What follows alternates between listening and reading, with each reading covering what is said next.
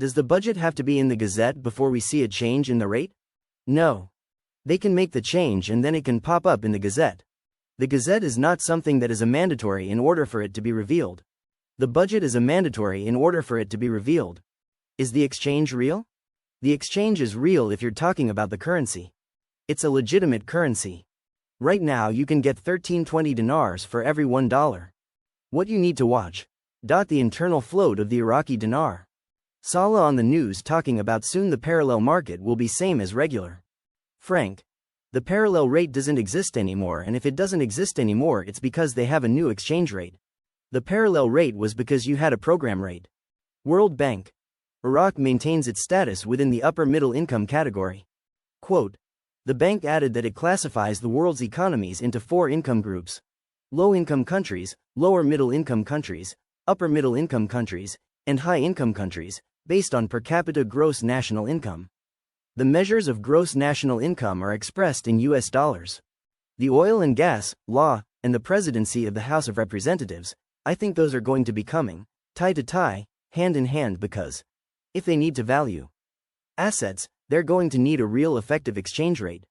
There will be no announcement of the RV. The notifications to exchange will just come out without warning. Very soon. Private contractors are being paid. I've seen the signed contracts and certified documents for the reset. It's happening. The dinar may skyrocket slowly for years. Is there a chance to keep them in dinars in multi-currency accounts? The IMF will force the CBI to give us outside of Iraq a specific amount of time to exchange, but I pray that they give us 6 months to a year, because if they give us 1 month to 3 months, that's not enough time to take advantage of the float. I'm not saying a float is not possible, but I believe it would have to be managed and come out closer to the end rate they want. I was also told that Iraq would have no need of using the IMF model of baskets of currencies, of which an average is calculated, as that would drag down the IQD and raise up inferior currencies. In other words, a fixed rate, at least during the reconstruction, infrastructure phase.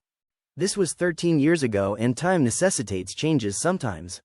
It seems nothing is etched in stone these days, but of the many things I was told in the presence of a UST agent and a couple other attorneys, everything they said at that meeting has come true, so I'm going to stick with what has been dependable info.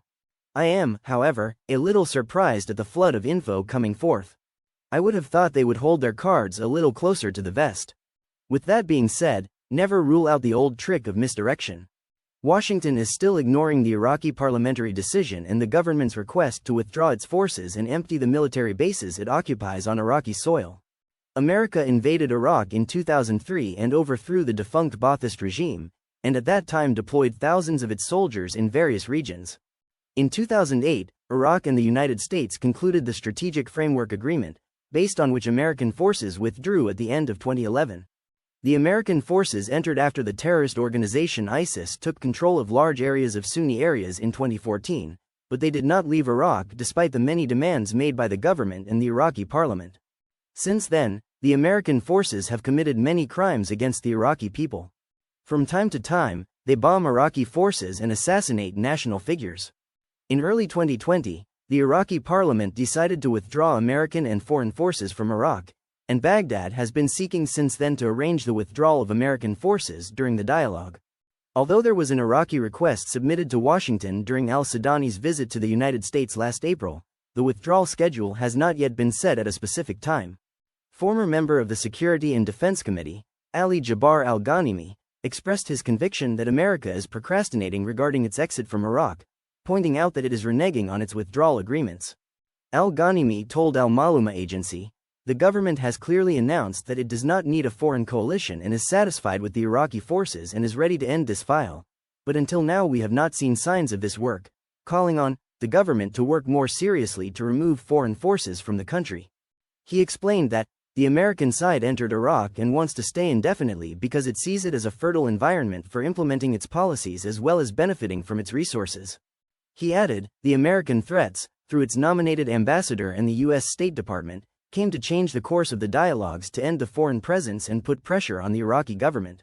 Political and popular demands are escalating regarding ending the American presence in Iraq, especially with the United States' participation in the war against the Palestinian people since October 7 until now.